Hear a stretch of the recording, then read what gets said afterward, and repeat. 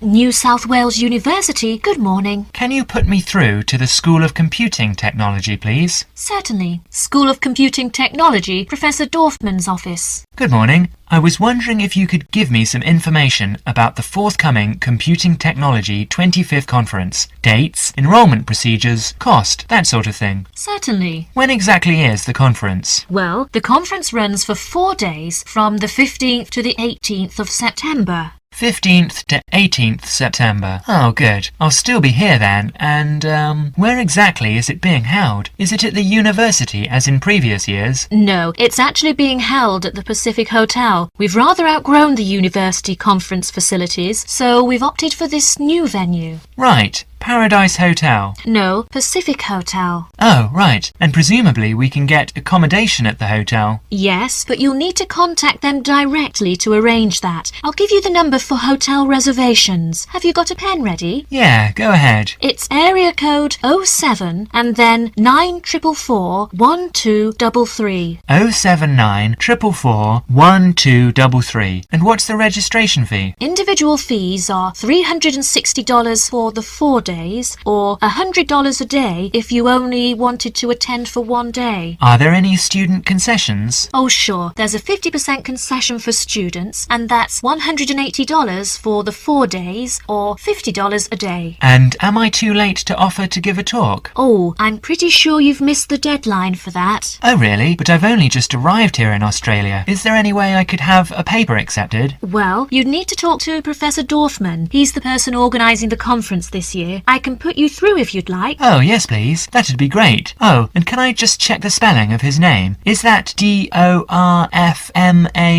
Yes, that's correct. Professor Dorfman speaking. Oh, hello. My name's John Helston. I'm a computing technology student at London University. I'm here in Australia for 3 months, looking at educational application of computing and information technology. Right. I'm interested in giving a talk on my research at the conference, but I believe I may have missed the deadline. Well, strictly speaking, you have. The closing date was last Friday. Oh no! But we may be able to include your paper if it fits into our program. But you'll have to be quick. Okay, what do I need to do? Send me an outline of your talk and make sure you include an interesting title for the talk. Something to attract the delegates' attention. Okay, interesting title. Right. The outline should be no more than 300 words though. Right. I should be able to keep it down to 300 words, but would 400 be okay? No, not really, because we have to print it in the proceedings and we just don't have the space. Sure, I understand. And also, can you send me a short CV? The usual stuff. Name, age, qualifications, that sort of thing. Right, include a brief CV. Actually, you can email it to me. That'd be quicker. Sure, what's your email address? Well, the best thing would be to send it to the Conference Administrative Officer. The address is admin in lowercase, you know, in small letters. Right. So, that's admin@anuconf.edu.au. Right, I'll do that straight away. Thank you very much. You've been very helpful. Okay, well, we hope to see you in October then.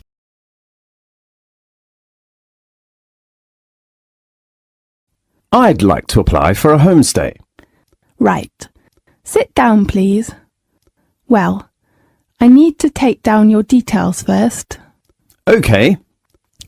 What's your full name? My name is Aaron Lee. Do you spell your first name A-A-R-O-N? Yes. Okay. And your age? I'm 18 years old. So you are a freshman in our university? Yes. What's your present address? I live in student accommodation. International House. In which area? North Campus. Your room number? It is 316C. Okay, Aaron. Are you unsatisfied with your flat now? Actually, my flat is all right, but I hope to move into a local family, to have more opportunities to know about local culture and to improve my English. Right. Tell me your contact number. My home number is 8141 9680 and my mobile phone is 7586 3344. Well, Aaron, can you tell me your requirements about homestay, such as food or facilities, something like that? Yes. Firstly, I prefer to live in a homestay house with a nice landlady, and I hope she would be good at cooking. All right. How about others? And I'd like to have my own bathroom and balcony. I don't want to share with others. Okay, no problem. Anything else? Oh, yeah. You know, one of my friends, Chris, who lives in a family with 3 young children, Yeah? they are too noisy, and my friend cannot study. So I hope there are no young children in my homestay house. Okay, fine. Do you need a garage? I don't drive now, and maybe I would need it in the future. Oh yes, I hope that the house would be near to campus. Okay, not far from campus. Anything else? No. Well, let's talk about the rent and the deposit. Okay. Usually, the rent of homestay is about £140 per week, and you will have to pay 2 weeks' rent as a deposit in advance. Does the rent include all bills? No, it only includes the water fee. You have to pay your electric bill and telephone bill and cable bill if you need. Right. When would you like to move in? As soon as possible. Well, I hope to see a house this weekend. How about this Saturday? Is it the 6th of October? Right. Okay, I know. Do you have any other questions? No, that's all. Thanks for your help. You're welcome. Goodbye. Goodbye.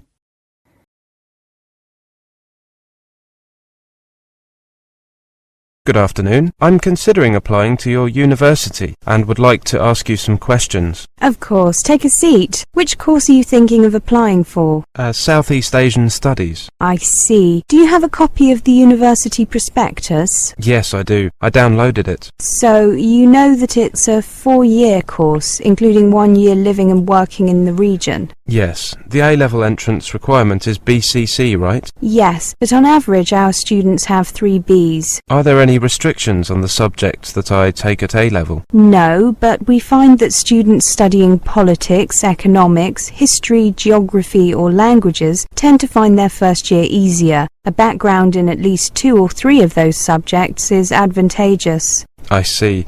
I'm not studying politics or languages, but I am taking the other 3 at A-level. Are languages an important part of the course? You see, I'm not very good at them. Languages are not a compulsory part of the course. They're optional each year. However, because students spend a year abroad, we strongly recommend that students take one for at least a year beforehand. However, there is a language lab that students are free to use during the day, regardless of the subjects they're taking. Which languages are offered?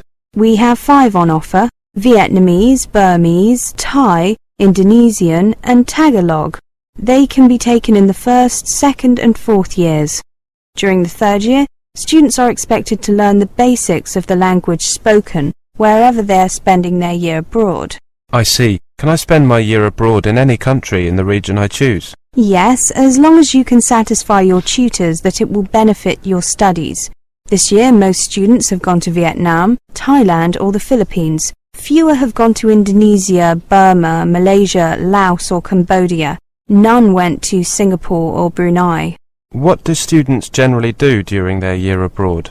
The vast majority help on aid projects, especially helping with water supply and sanitation in rural areas. Others get involved in teaching English or in business, particularly the logistics side of things.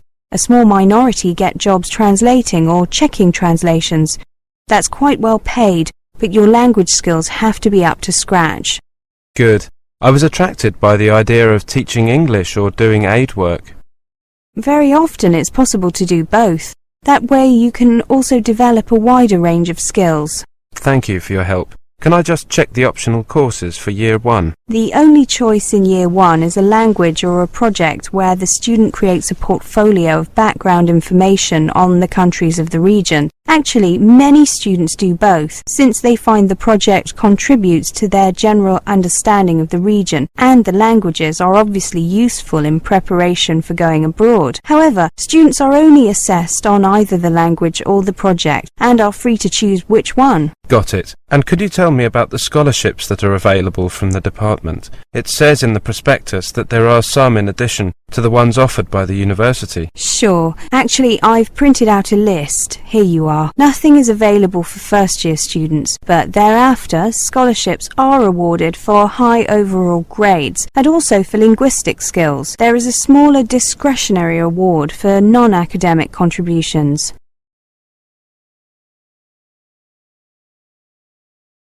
Good Times Holidays, John speaking. How may I help you? Oh, hello. I'm calling to complain about a holiday we've just had. Oh dear, I'm sorry to hear about that. Yes, we're very disappointed. What I need to do is to take some information from you so that I can look up the relevant files and then we can discuss the specific problems. Would that be all right with you? Yes, I hope it doesn't take too long. Oh no, let me just get a form ready. First, the name, please, of the person who booked the holiday. Well, our surname's Sharp. S-H. Like a knife? Yes, but with an E on the end. And a first name? I'm Alice, but I think it was my husband who actually booked the trip. His name's Andrew. Fine. And then the address, please. It's flat 4, Beaconsfield. That's Beaconsfield, house. That's Winchester. And it's SO2, 4ER. Thank you. And could I take a telephone number? We're on 0374 565 61 at home. Or do you mean during the day? Then my work number's 0374 55 793. I'll put the work one down, assuming that's normal office hours. Oh, yes. The next thing is, do you have a note of your booking reference? I think so. Would it start 74? No. Usually with 2 or 3 letters. Uh-huh. Oh, is this it? MH? That sounds like it. And then 66G4. Thank you. Right, what's next? Now, did you book in conjunction with any kind of special offer? Or did you book directly with us? Or maybe through a scheme your employer's part of? Oh, okay. No, I think... Yes, we were using an offer from a credit card company. They always seem to have offers on. You get something with every bill, don't you? Yes, so many. Fine. And now, insurance. Did you have an insurance policy that came with your booking? Well, no. I mean, it came under our Gold Star policy, so we didn't need extra. No, that's fine. It's just a check. All right, nearly there. Now, what type of holiday was it? Well, not very... No, okay. It was called a midwinter break in the brochure. Thank you. And when was the holiday? We just got back on January the 21st, and we started on the 16th. Fine. Right. I'm sorry about all that. No, I understand. So, what was the problem you encountered? There were 2 things that disappointed us, actually. Right. In the first place, we were told that when we arrived at the station, a taxi would meet us and take us straight to the house. But in fact, there wasn't one there. We had to wait for ages and then pay for one ourselves. So that was inconvenient and expensive. Oh, I'll look into that, see what went wrong. And the other problem was that we'd been promised there would be a bicycle for each of us stored at the house, ready to use. But there were only 3, which is no good for a family of 4. No, it wouldn't be. OK, well, I'll check into that as well. Now, if you can give me a few hours, I'll get back to you this afternoon.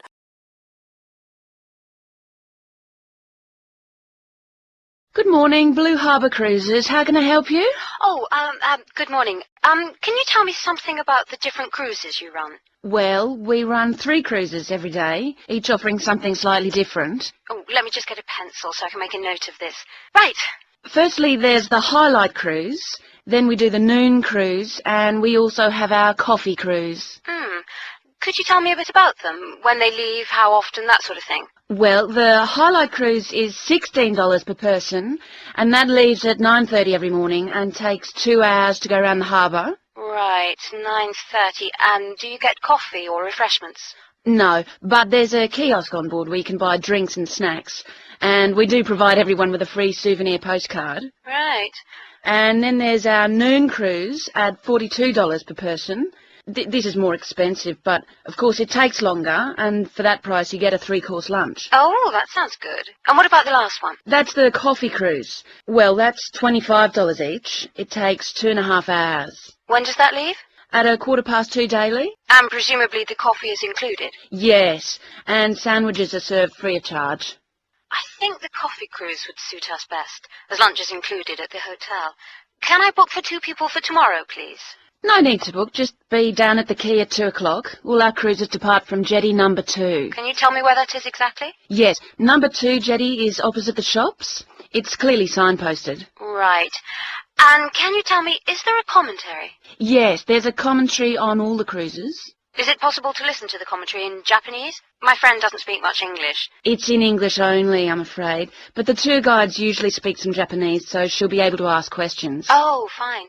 Oh, and one other thing. I should just mention that it gets extremely hot on the upper deck at this time of year, so it's a good idea to wear a hat. Otherwise, you could get quite badly sunburnt. Right, I'll remember that. Thanks very much.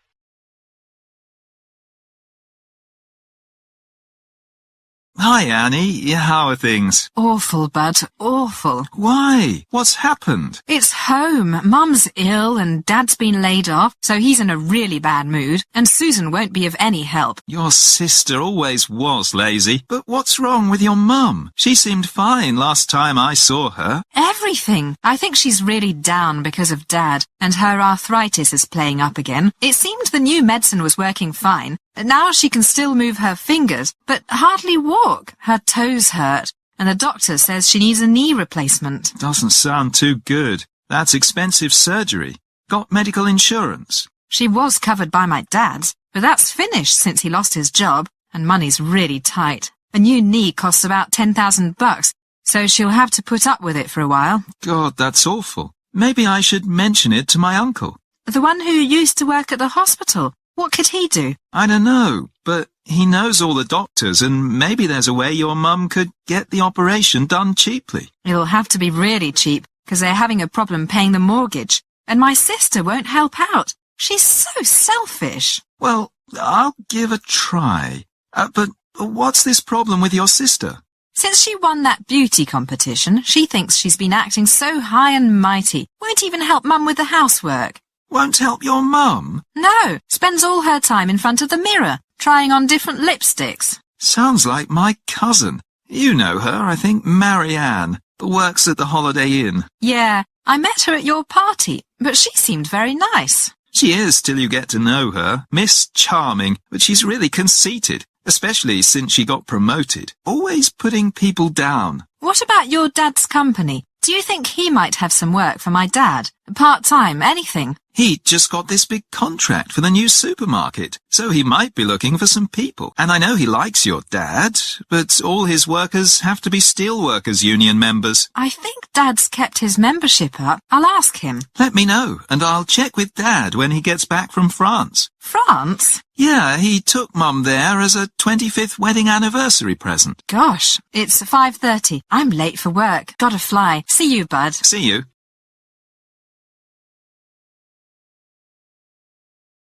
Hi Liz, it's Ken here. Hi Ken, nice to hear from you. Are you... This is just a quick call, but Mary and I have just been talking about our summer holiday. We haven't booked a place yet, and we've left it a bit late. We were just wondering if you know of any holiday rentals in your area. It's so nice there. Well, yes. I can think of 2 or 3 places that are very nice. What dates have you got in mind? The 10th of July to the 22nd of July.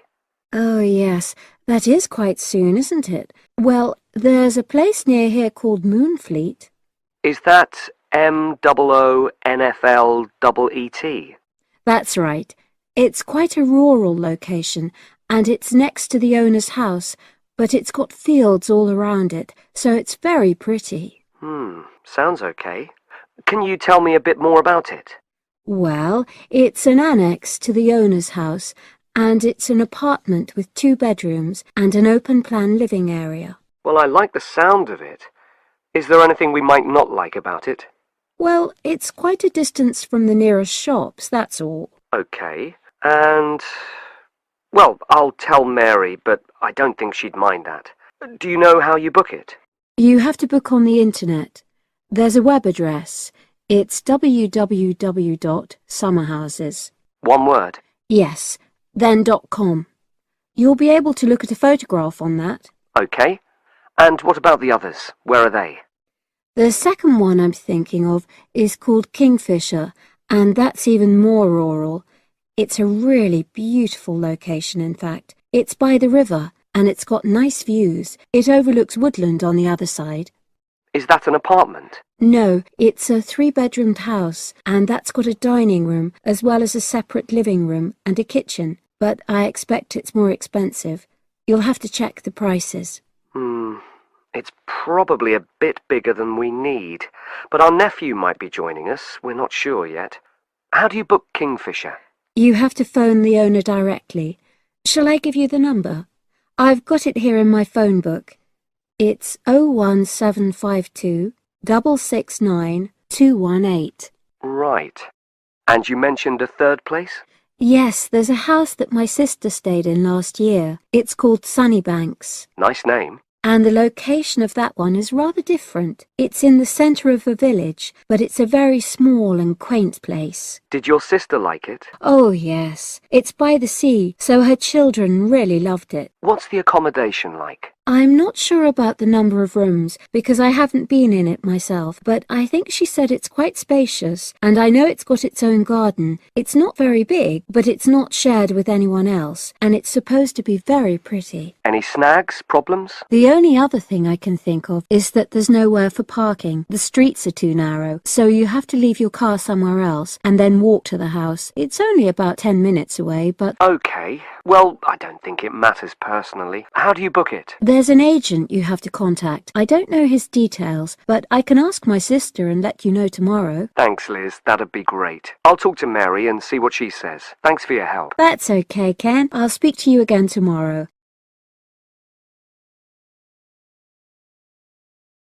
Hi, is that Tanya? Yes, Simon. Lovely to hear you. How are you? Very well, and we're so looking forward to seeing you. So am I. Now, I don't have a lot of time, I'm afraid, so I wanted to make sure we've got all your details. Have you confirmed your flights? Yes, I'm definitely coming on the 22nd of June. Excellent. Have you got your flight number? Not with me, I'm afraid, but I promise I'll email it. Let me make a note of all this. Yes, do, because one of us will try to come and collect you from the airport, if we can. I presume you'll be coming into Terminal 1? I don't know. I'll have to find out which one it is. Yes, you must. We don't want to be waiting at the wrong one. But hang on, I'll be arriving at about lunchtime, and that'll mean you have to take time off work to pick me up. You really mustn't do that. Look, we're not all that busy at work, and if there's a problem, I can text you when you arrive, and you can take a taxi. Okay. There's a really good company called Pantera. Can you spell that? It's Pantera. They have a stand at the airport. You can't miss it, and they're really reliable. Great, thanks. How far are you from the airport? About 40 minutes. And you're near the city centre, aren't you? We're east of it, actually. Don't tell the driver city centre, because you'll really get caught up in traffic. Okay, and I'll make sure I carry your address with me. Now, have you got my mobile, cell phone number? Yes, you sent it last month. But I tell you what, I don't think I've got yours. I'd better have it now, just in case. Okay, and I changed it recently anyway. Ready? It's 07765 328 411. Thanks. Now, what should I pack? Well, all the usual. Casual clothes mainly, though you'd better bring an evening dress. We'll be having at least one fancy dinner in a hotel restaurant. Okay, now, when you're coming, unfortunately the weather is not going to be brilliant. I know, it's the rainy season. I'm bringing an umbrella. We have tons of those, so don't pack one. But pack a raincoat, a good one, 'cause we'll try and get out for plenty of hikes. Okay, sure. Sounds super. Just what I love. And I'd better remember to pack my sturdy walking shoes. Excellent idea. It's pretty rugged round here, so they have to be tough. I can imagine. I'm so looking forward to getting out. Oh, Simon, before I forget, you recommended I read a book about your area. Yeah. What was the name again? I'd like to read it to get an idea of the history, etc. It's called Mountain Lives, and it's... Hang on, I'm just writing it down.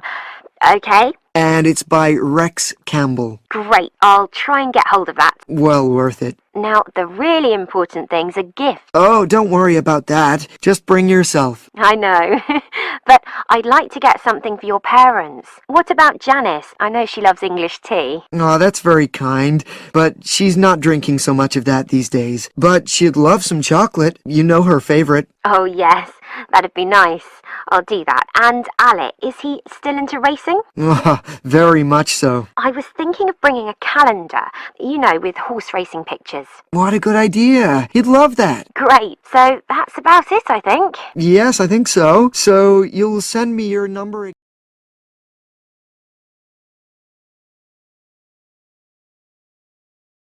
I'm sorry to bother you, Alistair, but I've been having some problems. Oh, come on in.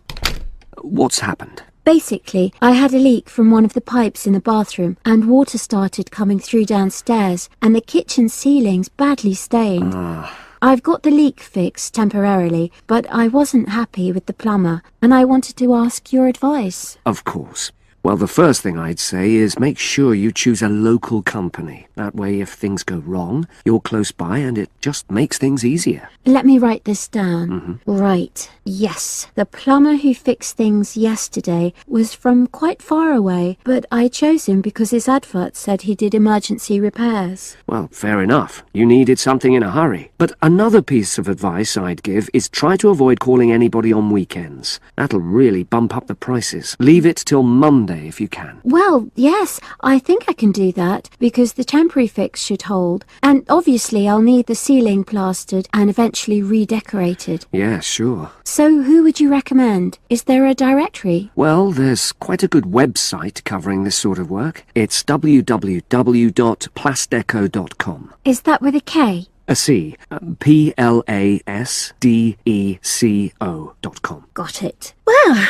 I'll try and have a look at that. Yes, it gives price and quality comparisons. Oh, that'll be useful. But I find personal recommendations really helpful as well. You know, you can find out whether you can rely on the company. Well, I know a couple of reasonable plumbers and also some plasterers. Great. There's a company called Peaks Plumbing. Now, they're a father and son team. They're really friendly and they tell you information you need in a clear way, you know, so they really understand what the problem is. Right. Well, that's good to know. Are they reliable? Well, that's a downside. Every single time I've used them, they arrive late. And friends have said the same thing. But is the work good quality? Absolutely. Another one is John Damerel Plumbing Services. He's very good. How do you spell the surname? Damerol.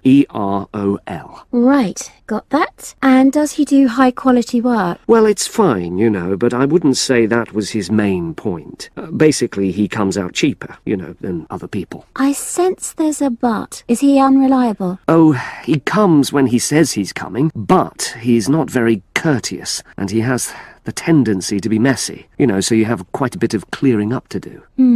Okay. So it's up to you. They're both good workers and they won't cheat you. Right. And you said you knew some plasterers? Yes. A company called Simonson Plasterers did our living room last year. We chose them because we wanted some fancy work on the ceiling, around the lights. So they can do a variety of designs. You've got it.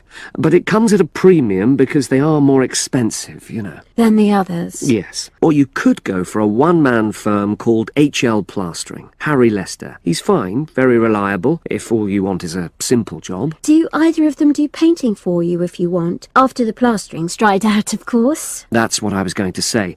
But I should explain that Harry's quite old now, and so he avoids doing jobs which involve tall ladders, you know. But my kitchen isn't too bad for that. I'd have to ask him if he's prepared to do it. Yeah, sure. So I'll start by looking at the website. All those companies are on there, with their phone numbers, etc.